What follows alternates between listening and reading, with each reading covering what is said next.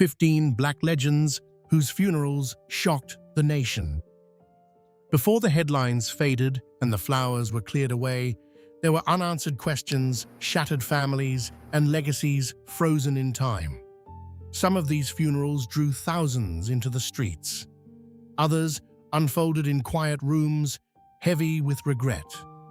But each one marked more than a death.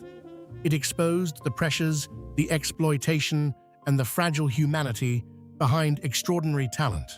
What really happened in those final days, and why do certain truths rarely make it into mainstream narratives? Stay with us as we examine the facts, the context, and the consequences.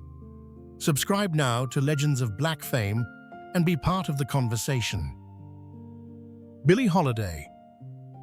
When Billie Holiday died on July 17, 1959, she was 44 years old, confined to a hospital bed at Metropolitan Hospital in New York City. The official cause was complications related to liver disease, primarily cirrhosis. Yet the circumstances surrounding her final days intensified the somber tone of her farewell. She had been arrested on narcotics charges while hospitalized and was placed under police guard. Reports from the time indicate she was effectively denied visitors and authorities removed flowers from her room. Financial records revealed she had less than $1 in her bank account at the time of her death. Her funeral, held at St. Paul the Apostle Church in Manhattan, drew more than 3,000 mourners, with thousands more gathered outside. Despite legal troubles and industry blacklisting that had restricted her cabaret license for over a decade, her influence had never diminished. By 1959, she had recorded over 200 songs, including Strange Fruit, which remains one of the most historically significant protest recordings of the 20th century. The image of Holiday guarded by law enforcement during her final hours became symbolic of the broader tension between artistry and criminalization in mid-century America. Her burial at St. Raymond's Cemetery in the Bronx was dignified, but the narrative surrounding it was layered with unresolved questions about addiction treatment, racial bias in federal drug policy, and the cost of defiance. More than 6 decades later, Holiday's catalog continues to generate millions of streams annually, and she was inducted into the Rock and Roll Hall of Fame in 2000. Her funeral was not defined by scandal alone. It marked the closing of a turbulent chapter in American cultural history. Lee Morgan. On the night of February 19, 1972, Lee Morgan was performing at Slug's Saloon in Manhattan's East Village when an argument escalated into gunfire. He was 33 years old. Shot by his common-law wife, Helen Moore Morgan, collapsed inside the club as a snowstorm blanketed New York City. Weather conditions reportedly delayed emergency transport, and he was pronounced dead shortly after arriving at Bellevue Hospital. The tragedy stunned the jazz community. Morgan had been one of the defining trumpet voices of the hard bop era.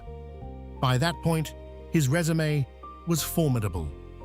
He joined Art Blakey's Jazz Messengers at 18, recorded extensively for Blue Note Records, and achieved crossover success with the Sidewinder in 1964, which reached number 25 on the Billboard Hot 100 Rare Territory for a jazz instrumental. Over roughly 15 years, he appeared on more than 25 albums as a leader and dozens more as a sideman. Yet, like many musicians of his generation, he had wrestled with heroin addiction earlier in his career, before staging a comeback in the late 1960s. Morgan's funeral was held in Philadelphia, his hometown, where fellow musicians and family gathered in a quieter setting than the chaotic club where his life ended. The service reflected both grief and disbelief. Unlike artists who faded slowly, Morgan's passing was abrupt, public, and violent circumstances that inevitably shaped how his farewell was remembered. In 2016, the documentary I Called Him Morgan revisited the complexities of that night, underscoring how personal relationships, recovery, ambition, and pressure intertwined.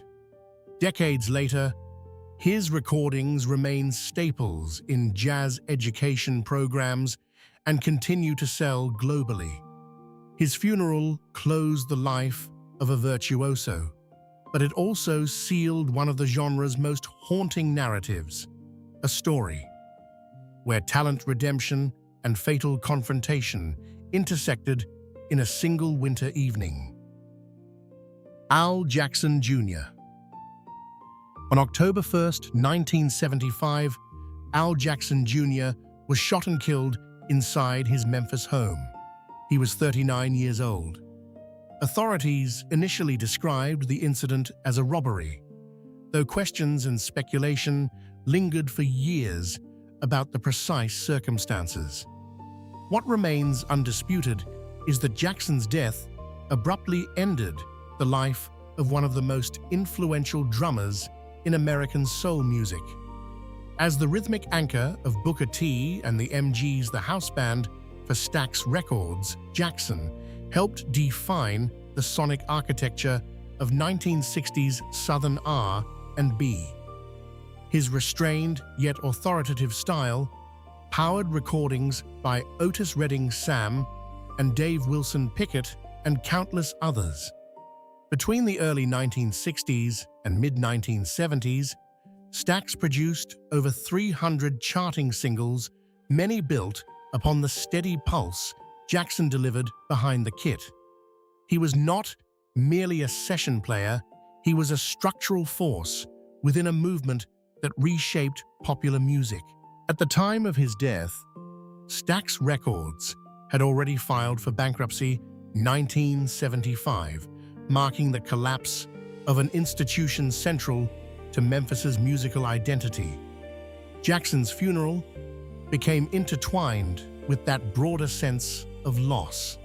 Fellow musicians attended, and tributes emphasized his disciplined precision and understated authority. Unlike headline-grabbing scandals, his passing carried a different weight, the silencing of a craftsman whose influence far exceeded his public profile. He was posthumously inducted into the Rock and Roll Hall of Fame in 1992 as a member of Booker T and the MGs. Drummers across genres continue to cite his groove on tracks like Green Onions as foundational study material. Jackson's funeral did not unfold amid tabloid frenzy. Instead, it underscored how violence can intrude upon even the most disciplined lives. His legacy endures in the measured backbeat that still shapes modern rhythm sections. Paul Williams. Paul Williams, one of the original members of the Temptations, died on August 17, 1973, at just 34 years old. He was found in an alley in Detroit with a gunshot wound. The official ruling was suicide. At the time, Williams had been battling severe health problems, including sickle cell disease, along with depression and alcoholism. His physical condition had already forced him to stop touring with the group earlier that year, though he remained on payroll as a choreographer and consultant.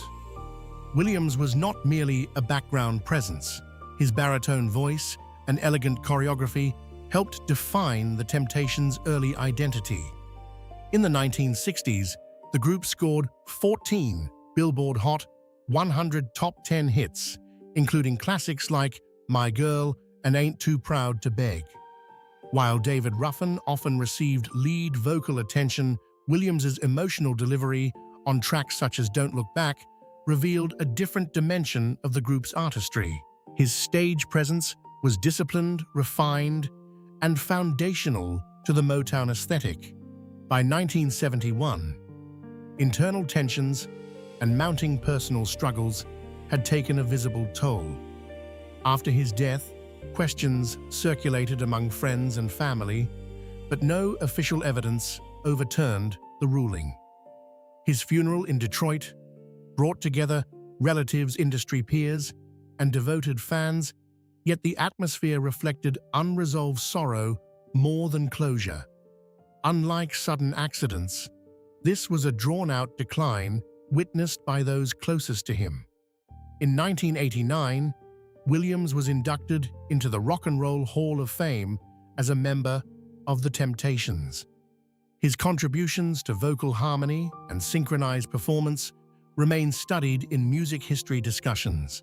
His passing marked not only the loss of a gifted baritone, but also highlighted the psychological and physical pressures embedded within relentless touring schedules of that era.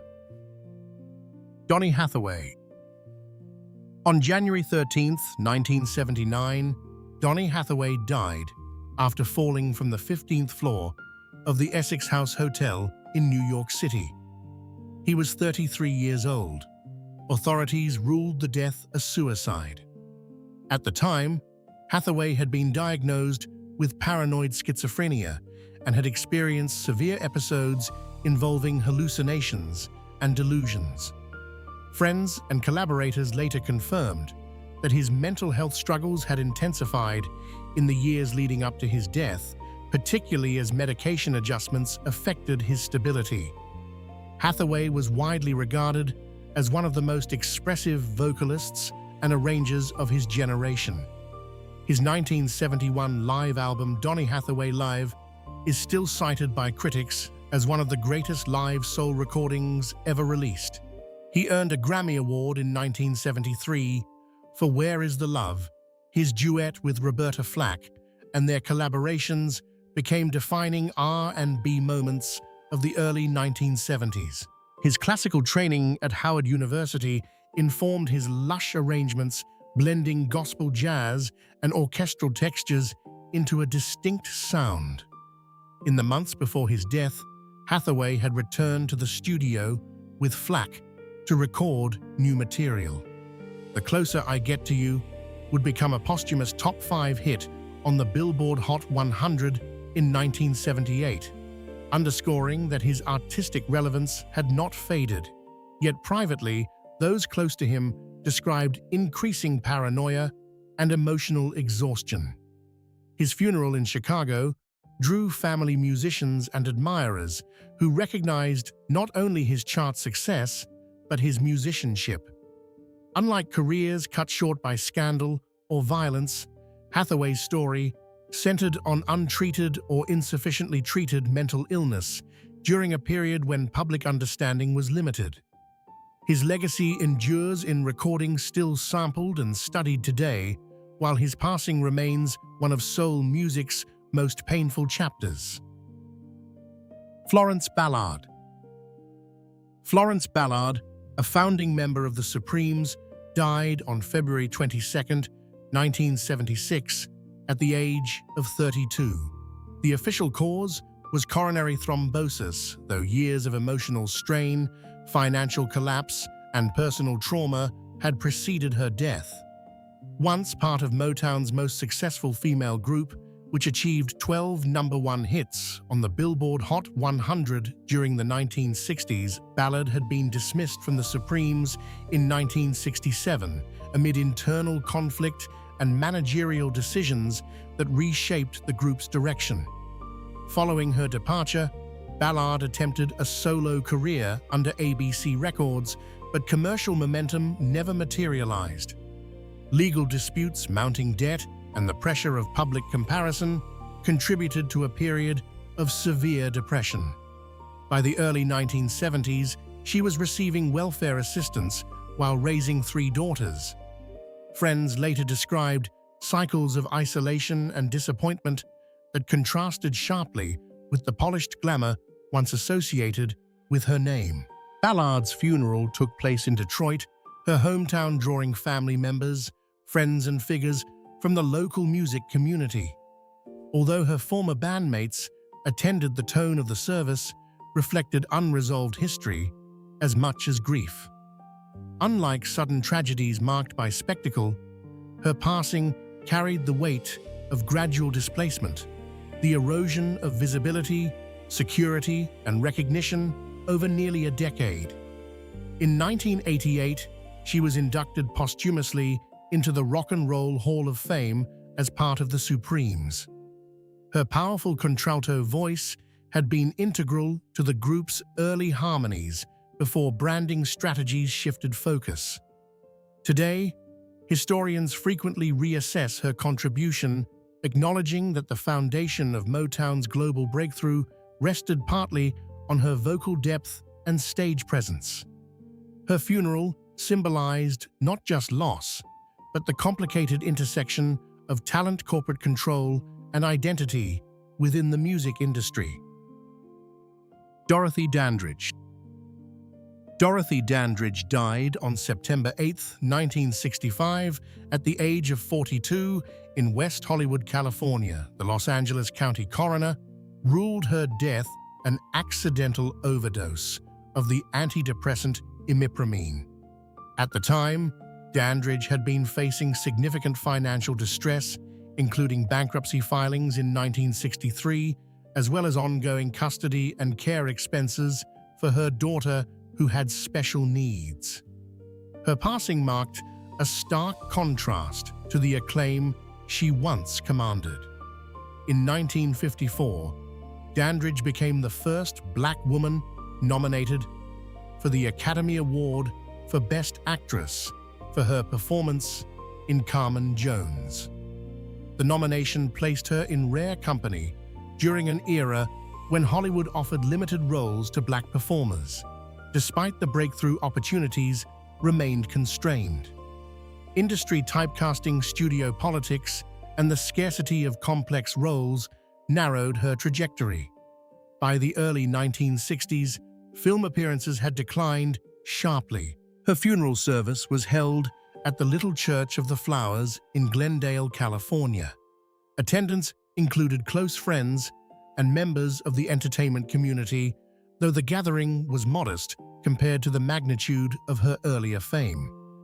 Media coverage at the time emphasized both her historic Oscar nomination and the abrupt downturn of her career. The ceremony carried an undercurrent of unfinished promise rather than scandal. In subsequent decades, Dandridge's legacy was reassessed. She received a star on the Hollywood Walk of Fame in 1983, and renewed scholarly attention reframed her as a pivotal figure in civil rights-era representation. Her farewell did not unfold amid public spectacle, but it symbolized the precarious nature of pioneering achievement in mid-20th century Hollywood. Jackie Wilson. Jackie Wilson's life ended on January 21, 1984, but the tragedy that shaped his funeral began nearly 9 years earlier. On September 29, 1975, while performing Lonely Teardrops at the Latin Casino in Cherry Hill, New Jersey, Wilson suffered a massive heart attack on stage. He collapsed mid-performance and was deprived of oxygen long enough to cause severe brain damage. From that night forward, he remained in a semi-comatose state, requiring full-time medical care until his death at age 49. During the late 1950s and early 1960s, Wilson had been one of the most dynamic performers in American popular music. With over 50 charting singles, including Lonely Teardrops, Baby Workout, and Your Love Keeps Lifting Me higher and higher, he bridged doo-wop, R&B, and early soul. His vocal agility and acrobatic stage presence earned him the nickname Mr. Excitement.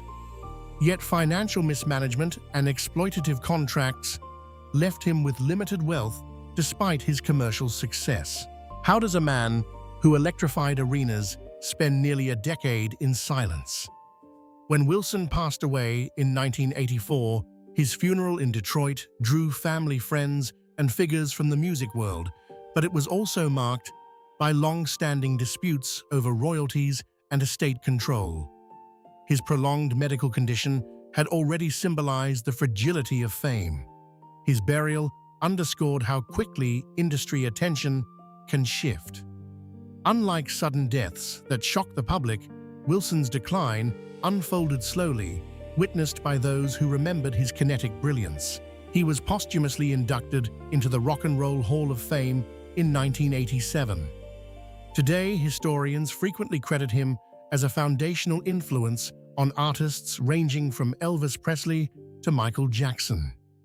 His farewell closed the chapter on one of soul music's most physically dynamic entertainers, a performer whose final years stood in stark contrast to the vitality that once defined him. Darrell Banks. Darrell Banks was only 32 years old when he was shot and killed on April 6, 1970, in Detroit, Michigan. The incident occurred outside a nightclub and was the result of a personal dispute. According to contemporary reports, the confrontation escalated quickly and Banks was fatally wounded.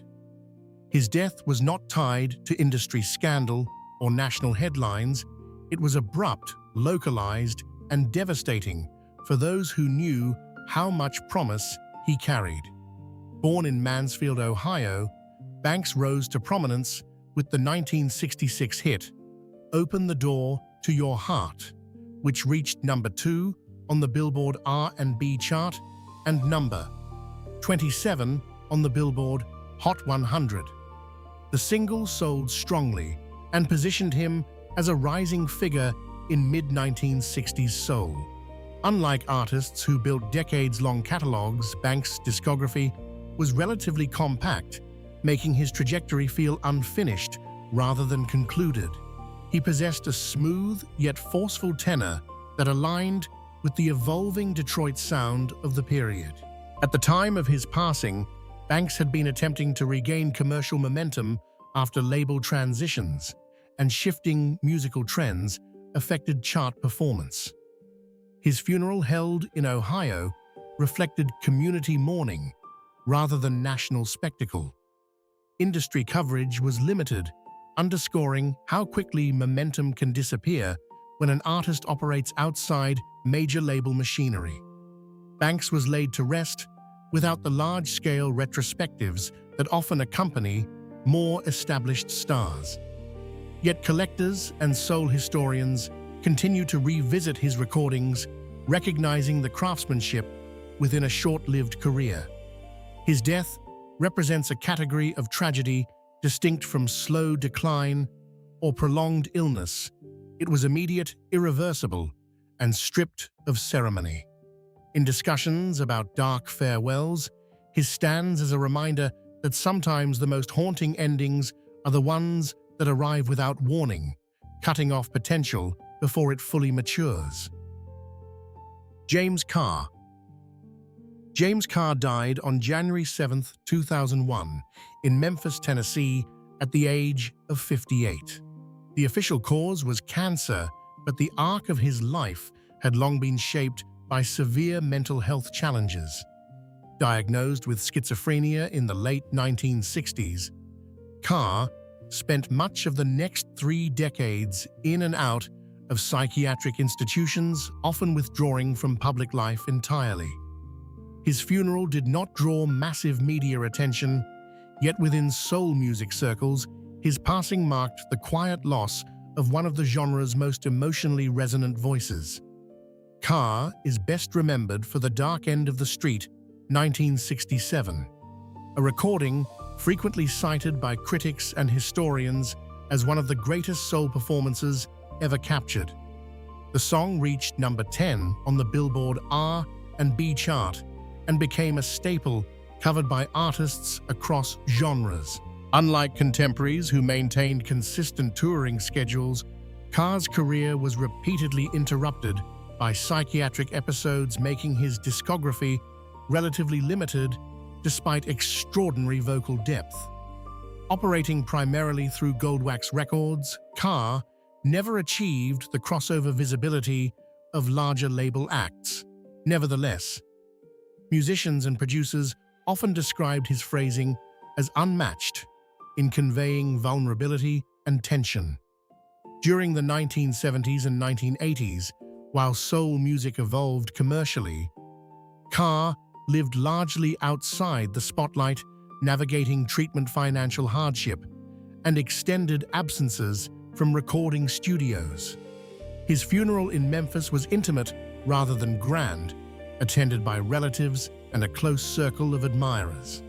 There was no national broadcast, no stadium memorial, only the acknowledgement of a talent many believed had been constrained by illness more than industry politics. Today, archival reissues and documentaries continue to reassess his influence. Carr's farewell reflected not scandal or sudden catastrophe, but a prolonged struggle that shaped both his artistry and his isolation. Phyllis Hyman. Phyllis Hyman died on June 30th, 1995 in New York City at the age of 45. The cause was suicide by overdose of barbiturates, confirmed by the medical examiner. On the evening she was scheduled to perform at the Apollo Theater, she was found in her apartment, leaving behind a note that read, in part, "I'm tired." Her passing shocked fans who knew her as a commanding contralto with a poised, elegant presence on stage. Hyman's career spanned nearly 2 decades, including 6 Billboard #1 R&B singles such as You Know How to Love Me and Living All Alone. In 1981, she earned a Tony Award nomination for her role in the Broadway musical Sophisticated Ladies, celebrating the music of Duke Ellington. Despite professional accomplishments, she had publicly acknowledged her struggle with bipolar disorder, a condition that was less openly discussed in the entertainment industry during that era. By the mid-1990s, Hyman had expressed frustration with record label disputes and contractual conflicts that limited her creative control. Interviews reveal she felt boxed in by commercial expectations, even as her fan base remained loyal. Her funeral service took place in Philadelphia, her hometown, where fellow performers and family members gathered to honor her life. The tone was reverent rather than sensational, focusing on her musicianship and vocal discipline rather than the circumstances of her death. Posthumously, awareness of mental health advocacy within the Black community often references Hyman's openness about her diagnosis. Her recordings continue to chart in adult R&B reissues, and she remains cited for her expansive vocal range and interpretive precision. Her farewell was not defined by scandal, but by the stark reminder that artistic brilliance does not immunize anyone from psychological illness. Esther Phillips. Esther Phillips died on August 7, 1984, in Carson, California, at the age of 48. The official cause was liver and kidney failure conditions associated with long-term substance dependency. By the time of her passing, Phillips had already experienced multiple career resurgences, making her story one of repeated reinvention as much as hardship. Still, her funeral reflected the toll of decades spent navigating addiction industry, volatility, and shifting musical trends. Phillips first rose to prominence in the mid-1950s as Little Esther, scoring an R&B number. One hit with Double Crossing Blues at just 14 years old. After an early heroin dependency disrupted her teenage success, she later rebuilt her career in the 1960s and 1970s. Her 1972 recording of What a Difference a Day Makes reached number 20 on the Billboard Hot 100 and earned a Grammy nomination for Best Female R&B Vocal Performance.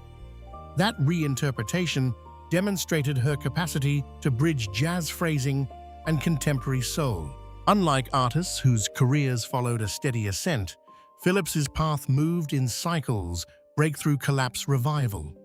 Those close to her acknowledged that sobriety efforts were ongoing but difficult. At the time of her death, she was still respected among musicians for her interpretive subtlety and ability to inhabit a lyric with understated intensity. Her memorial service in Los Angeles drew fellow performers and longtime admirers who recognized her resilience. There was no tabloid spectacle, only the sober recognition that sustained addiction had shortened a life filled with early promise and mid-career redemption. Today, archival compilations frequently highlight her genre-spanning versatility from blues to disco-inflected soul. Phillips' farewell was somber not because of scandal, but because it underscored the long-term health consequences that shadowed many performers of her era. Otis Redding.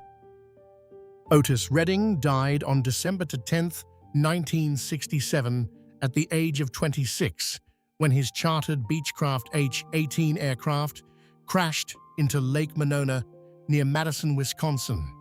The crash also claimed the lives of 4 members of his backing band, the Bar-Kays.